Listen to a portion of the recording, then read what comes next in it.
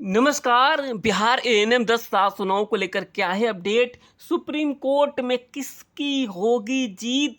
कब तक होगा फाइनल? इन बिंदुओं पे बात तो करेंगे ही करेंगे, लेकिन जो है हाई कोर्ट के समय के बातों को हम रिकॉल करेंगे कि जो है किस तरीके से जो है क्वालिफाइड सिंगल बेंच में नहीं होते हैं, इनकी डबल बेंच में एंट्री होती है और निराशा हाथ लगता है। उसके बाद क्वालिफाइड आज किस स्थिति में है, इस बीच तमाम चीज़ें होती है, बहुत सारे जो है बदलाव होते हैं। क्या क्या हुए, इन तमाम बिंदुओं पे भी हम बात करेंगे।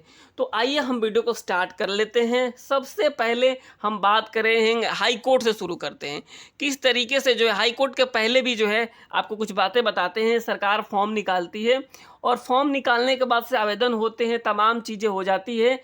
फिर जो है सरकार को ऐसा लगता है कि हमें जो है इसमें एग्ज़ाम्स लेना चाहिए, एग्ज़ाम्स लेकर हम बेहतर कैंडिडेट का जो है चुनाव कर सकते हैं। और इसके लिए जो है नई नियमावली आती है और नई नियमावली से सरकार जो है इस भर्ती में एग्ज़ाम्स भी लेती है और लोग एग्ज़ाम्स पास भी करते हैं। इसी बीच जो है एक केस हो जाता है। केस ऐसा होता है कि जो है 2018 नियमावली से भर्ती को पूरा कराया जाना चाहिए। इसको लेकर के हाई कोर्ट में केस हो जाता है। केस होने के बाद जो है एग्ज़ाम्स होते हैं। एग्ज़ाम्स के बाद से जो है आपको बता दें कि रिज़ल्ट्स आता है, रिजल्ट्स अनाउंस होता है। रिजल्ट्स के बाद से जो है डीवी भी कराया जाता है। जो भी क्वालिफाइड है इनका डीवी भी होता है, यानी डॉक्यूमेंट वेरिफिकेशंस भी होता है। और जो है बस जो है ज्वाइनिंग का जो है लेटर आना बाकी होता है। इसी बीच जो है हाई कोर्ट का जो है सिंगल बेंच का जजमेंट आ जाता है। क्या जजमेंट आता है, ये सारी बातें आप सभी को पता है कि कहा जाता है सिंगल बेंच के द्वारा, माननीय उच्च न्यायालय के द्वारा, कि भर्ती को 2018 नियमावली से पूरा कराया जाना चाहिए। ऐसी खबरें निकलती है जो है क्वालिफाइड में सनसनी फैल जाती है। क्वालिफाइड परेशान हो जाते हैं, बिहार सरकार भी एक्शन में आती है। और होता ये है कि अब तक जो है क्वालिफाइड का कोई रोल नहीं होता है इस केस में। यानी अब तक जो सिंगल बेंच में जो केस हुआ होता है जो है 2018 नियमावली को लेकर के, उसमें बिहार सरकार पार्टी होती है और बिहार सरकार ही सब कुछ देख रही होती है। जैसे ही सिंगल बेंच में जो है इस तरीके के जजमेंट आते हैं तो जो है क्वालिफाइड भी एक्टिव हो जाते हैं कि हमें अपने हक और अधिकार के लिए जो है हमें भी जो है इसमें पार्टी बनना चाहिए। इस तरीके के जैसे ही आप ये सोच ही रहे होते हैं क्वालिफाइड, तब तक जो है बिहार सरकार जो है डबल बेंच में चली जाती है, यानी जो है SLP में नहीं LPA में चली जाती है। LPA में चली जाती है जो है हाई कोर्ट में बिहार सरकार पहुंच जाती है डबल बेंच में, और वहाँ पे क्वालिफाइड भी पहुँचते हैं। यानी अब जो है क्वालिफाइड को लगता है कि नहीं, हमें भी इसमें पार्टी होना चाहिए, और क्वालिफाइड भी वहाँ पहुँचते हैं और अपनी बात को रखने की वहाँ कोशिश करते हैं। बिहार सरकार भी अपनी बात रखती है, लेकिन जो है वहाँ भी जो है सफलता हाथ नहीं लगती है। डबल बेंच की मैं बात कर रहा हूँ। जैसे ही डबल बेंच से जजमेंट आता है, फिर वही कहानी शुरू होती है कि अब क्या होगा क्वालिफाइड का। क्वालिफाइड को न्याय कहाँ से मिलेगा? एक जो है क्वालिफाइड एग्ज़ाम्स पास आउट है, उसका क्या होगा? जजमेंट आने से पहले जो है आपको बहुत सारी चीज़ें होती है, हलचल होती है। जो है क्वालिफाइड यहाँ पे आप देखेंगे काफ़ी संख्या में जो है पटना पहुँचते हैं। वहाँ पे ये लोग अपनी बात रखते हैं।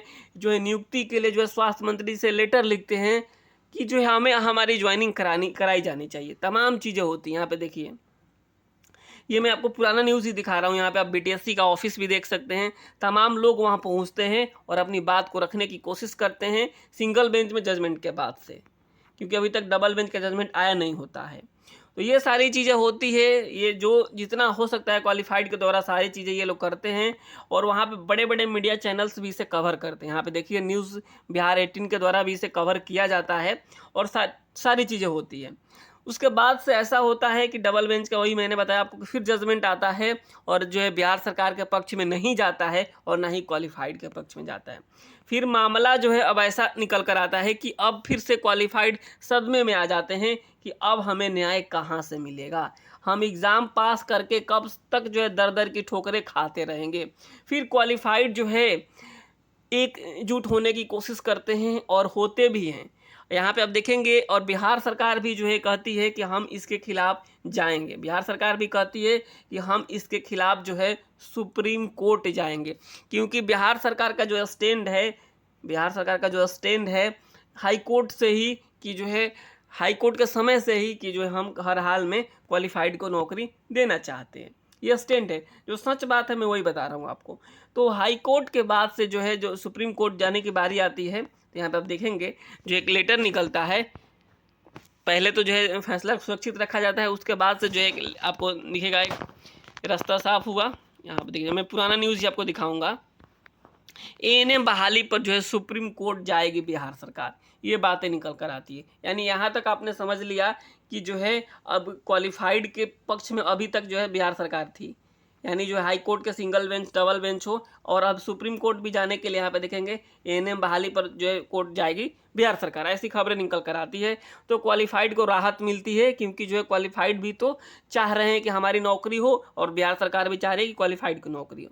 इसी बीच जो है जो टाइम लाइन है बिहार सरकार का वो समाप्त हो जाता है, लेकिन क्वालिफाइड यहाँ पे बिहार सरकार का इंतजार न करते हुए खुद एसएलपी में चले जाते हैं सुप्रीम कोर्ट में। उसके बाद नोटिस जारी होता है, बिहार सरकार फिर से वहाँ पहुँचती है एसएलपी में।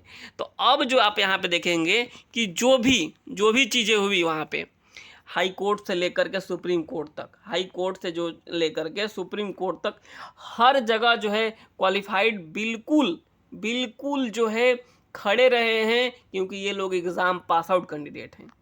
तो यहाँ तक आपने बातें समझा कि किस तरीके से हाई कोर्ट से मामला पहुँच कर जो सुप्रीम कोर्ट में पहुँचता है दिल्ली, और ये सारा मामला अभी सुप्रीम कोर्ट में है। यहाँ पे भी 2-3 हेयरिंग हो चुकी है, एक रजिस्ट्रार के पास भी हेयरिंग हो चुका है।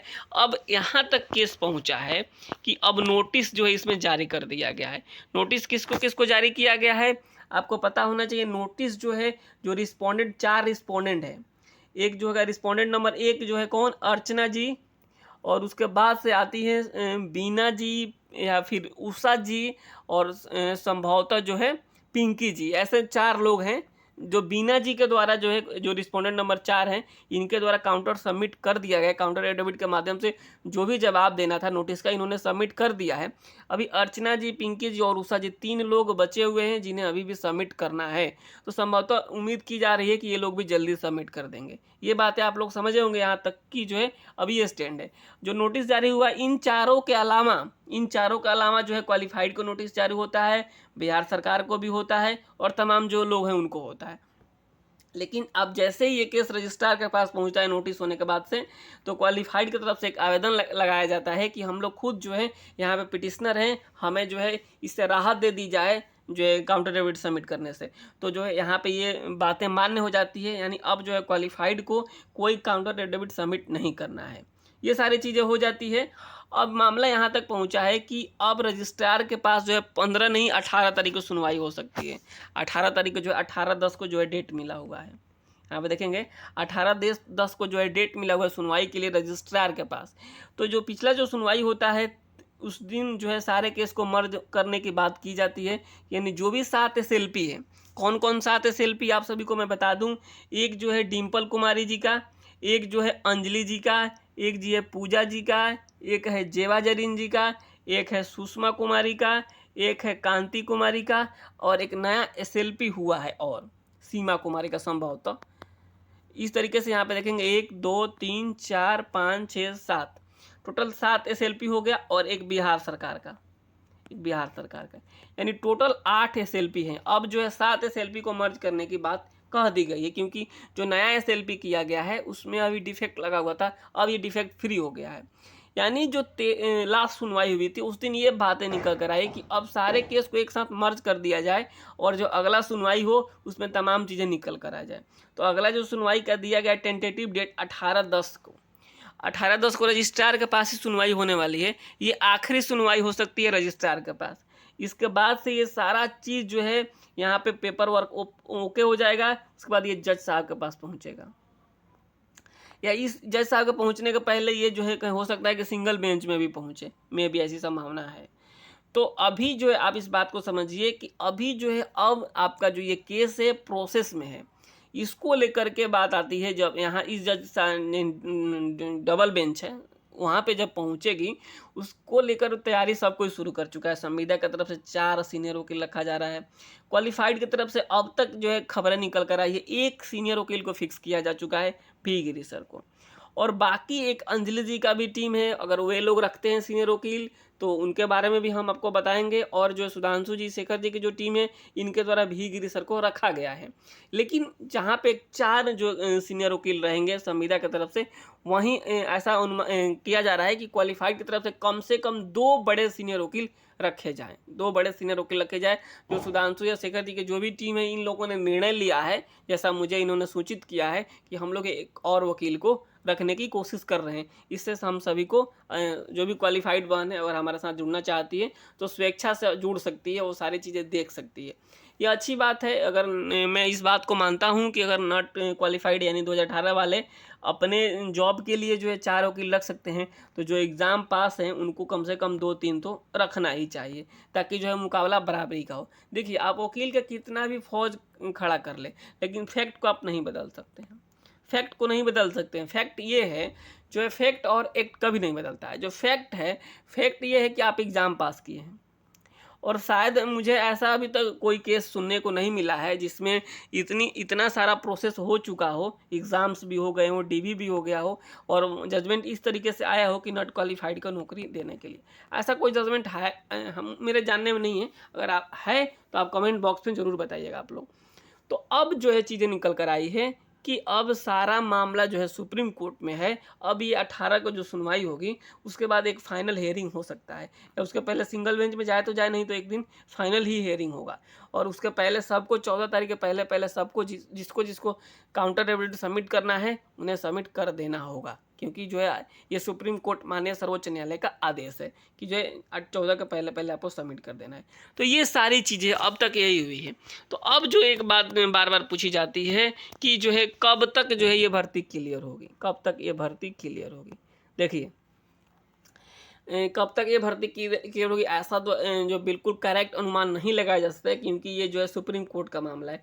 कई बार जो है आपको देखेंगे कि लंबा डेट में मिल जाता है। इस बार भी अगर हम लोग नहीं गए होते सुप्रीम कोर्ट में, तो लंबा ही डेट मिलता। मैं खुद गया था सुप्रीम कोर्ट में, शेखर जी भी गए थे, तो हम लोगों ने वहाँ भी पहले से कोशिश करा था कि जैसे भी हो सकेगा हम लोग कोशिश करेंगे जल्दी समय मिलने का, और ऐसा हुआ भी। इसके जो 18 तारीख का जो डेट मिला है वो थोड़ा पहले ही है, वरना आप जो है हिस्ट्री देखेंगे बाकी केसेस को तो दिसंबर का डेट मिल रहा था, लेकिन हम लोगों ने फिर भी कोशिश करा कर जैसे भी हो, जो भी चीज़ हुआ हो, 18 तारीख के आसपास का डेट मिला है।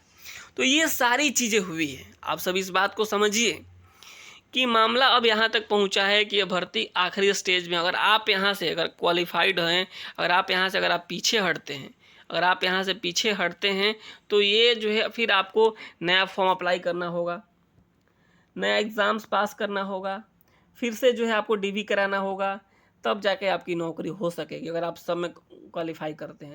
लेकिन यहाँ पे आपने एग्ज़ाम पास कर लिया है, फॉर्म तो भरा ही है, आपने एग्ज़ाम पास कर लिया है, डीवी भी हो गया, बस आपका जे बाकी है, यानी ज्वाइनिंग बाकी है। इसके अलावा आपने सारा सीढ़ी जो है पार कर लिया है। यहाँ पे देखिए, मैं उस फोटो को भी दिखा रहा हूँ जब जो है यहाँ पे गए थे जो सुधांशु जी, माननीय हमारे स्वास्थ्य मंत्री जी हैं मंगल पांडे जी, इनसे मिलने के लिए, जो है क्वालिफाइड बहनों का दर्द बताने के लिए कि कैसे एक क्वालिफाइड बहन जो है दिन रात मेहनत करके पास आउट भी है और उन्हें दर दर की ठोकरें खानी पड़ रही है।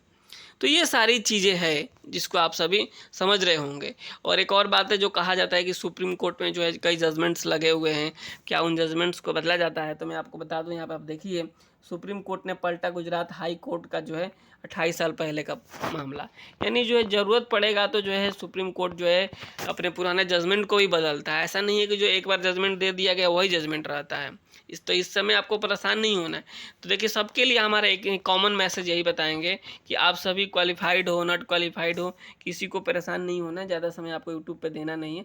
मैं बहुत ही कम जो है यूट्यूब पे वीडियो बना रहा हूँ आजकल, क्योंकि कोई अपडेट्स निकल कर आता ही नहीं है। तो आप लोग इस बात को समझिए, अगर क्वालिफाइड हैं तो आप लोग आगे आइए, सहयोग कीजिए, और जो है एक नया वकील और रखा जाएगा। ये तमाम चीज़ें हैं। तो भर्ती कब तक क्लियर होगी, इस सवाल का जवाब सटीक नहीं दिया जा सकता है, लेकिन जो है आप लोग इस बात को मान के चलिए कि ये भर्ती जो है जब तक काउंटर एफिडेविट सब कोई सबमिट नहीं कर देता है, अगर 14 के पहले सब कोई सबमिट कर दिया तो उसके बाद एक टेंटेटिव डेट जनरेट होगा, टेंटेटिव डेट। अब वो कब का होगा, यही सबसे बड़ा सवाल होता है। वो अगर जल्दी मिल गया तो ये भर्ती बहुत ही जल्दी क्लियर हो जाएगी। यही एक मामला फंसेगा। जैसे ही सबको काउंटर एफिडेविट सबमिट कर देगा, वहाँ पे एक टेंटेटिव डेट जनरेट कर दिया जाएगा और यहाँ से जो है अब किस दिन का होता है उससे ही क्लियर होगा, लेकिन 1 आध महीने में ये भर्ती क्लियर हो जाएगी। क्योंकि काफ़ी क्वालिफाइड बने हैं जो इसका काफ़ी बेसब्री से इंतज़ार कर रही है। काफ़ी ऐसे लोग भी हैं जो कि इस भर्ती को देख रहे हैं, उन्हें भी ऐसा हम कहते हैं, अपील करते हैं उन लोगों से भी कि आप लोग भी कोशिश कीजिए कि आपकी तरफ से जो भी चीज़ें बाकी हो आप सबमिट कीजिए और भर्ती को जल्दी से जल्दी क्लियर करवाइए। क्योंकि काफ़ी लोग परेशान हैं, हम लोग काफ़ी लोगों से जुड़े हुए हैं, काफ़ी बहनों से जुड़े हुए हैं जिनका कई ऐसों की कहानी होती है जिससे मतलब सुन के जो है आंसू आ जाता है। वो कैसे जो है सारा चीज़ मैनेज करते हुए जो है एग्ज़ाम पास की है, कैसे बहुत सारी चीज़ें मैनेज करना होता है, पूरा परिवार को साथ लेकर चलना होता है। अब एक महिला, एक लड़की ऐसा भी नहीं कह सकती है और संभवतः कहती भी नहीं है कि मैं अभी पढ़ रही हूँ, मुझे कोई डिस्टर्ब ना करे। क्योंकि बहुत सारी जिम्मेवारियाँ महिलाओं के ऊपर होता है, हमारी बहनों के ऊपर होता है, हमारी माताओं के ऊपर, यानी जो भी महिलाएँ हैं उनके ऊपर बहुत सारी जिम्मेवारियाँ भी होती है। वो उन सारी जिम्मेवारियों को निर्वहन करते हुए समय अपने जो है उस समय से वो शायद संभवतः थोड़ा आराम कर सकती थी, तो उन सारे समयों को काट करके दिन रात जैसे भी करके हो उन्होंने एग्ज़ाम पास किया है। और ऐसे लोगों को नौकरी ना हो तो ये बहुत बड़ी मतलब दुर्भाग्य होगा हमारे। ये मेरा पर्सनल ओपिनियन है। बाकी आपकी क्या राय है आप कमेंट बॉक्स में ज़रूर बता सकते हैं कि आप लोग क्या चाहते हैं, कैसे होना चाहिए, नहीं होना चाहिए। ये सारी चीज़ें हैं, तो अब भर्ती जल्दी ही क्लियर होगा और हम उम्मीद करते हैं कि सारी क्वालिफाइड बहनों का नौकरी होगा कि उन्होंने बहुत ही मेहनत से एग्ज़ाम पास किया है और इनका हक और अधिकार भी बनता है इस भर्ती पे, क्योंकि उन्होंने एग्ज़ाम पास आउट कैंडिडेट हैं। बाकी किसी का हो ना हो, क्वालिफाइड को कभी किसी से जो है दुश्मनी नहीं है, ना ही कोई चीज़ ऐसी है कि इनका ना हो उनका ना हो। क्वालिफाइड का बस एक ही मांग है कि हमारा नौकरी हो जाए, बाकी जो सीट बचे या ना बचे वो जो है सरकार समझे, या फिर कुछ ऐसे लोग हैं जो कि जो एग्ज़ाम पास आउट नहीं हैं लेकिन जो है वो इस केस में इन्वॉल्व हैं, तो क्या किया जाएगा उनका नहीं किया जाएगा यह माननीय सर्वोच्च न्यायालय तय करेगा। लेकिन जो है क्वालिफाइड का कहना है कि हम एग्ज़ाम पास किए हैं, हमें नौकरी होना चाहिए, बस हमारा यही एक ही डिमांड है, इसके अलावा हमारा कोई भी डिमांड नहीं। तो ये सारी चीज़ें थी जो आप सभी को मैंने बताया, जो मैं शुरू से ही देखते आ रहा हूँ। मैं हाई कोर्ट से कवर कर रहा हूँ, इस केस के पहले से लोग जुड़े हुए हैं मेरे साथ, तो वे लोग सारी बातों को हमें समझ रहे हैं कि जो एजुकेशनल AKP के द्वारा जो बातें कही जाती है वो तथ्यात्मक होती है। ऐसा नहीं है हवा हवाई में आकर के मैं कुछ भी कह के चला जाऊँ। फिलहाल आज के लिए इतना ही है, कोई और अपडेट निकल कर आएगा तो मैं आप सभी को ज़रूर सूचित करूंगा और अगली जो भी सुनवाई होगी मैं सुप्रीम कोर्ट में ज़रूर जाऊंगा। आप सभी के लिए मैं सुप्रीम कोर्ट में ज़रूर जाऊंगा और जो भी अपडेट निकल कर आएगा मैं इस चैनल पे ज़रूर बताऊंगा। तो आपने अगर यहाँ तक वीडियो देख लिया है तो संभवतः आप जो है इस जॉब के लिए काफ़ी जो है उत्सुक हैं, काफ़ी मतलब आपको ऐसा लग रहा है कि आपको जॉब की ज़्यादा ही ज़रूरत है। अगर आपने यहाँ तक वीडियो देखा, जो लोग भी यहाँ तक वीडियो देखे होंगे प्लीज़ आप एक बार कमेंट्स करके ज़रूर बताइएगा। तो फिलहाल इस वीडियो में इतना ही, जो है फिर कोई अपडेट निकलेगा तो मैं ज़रूर बताऊँगा।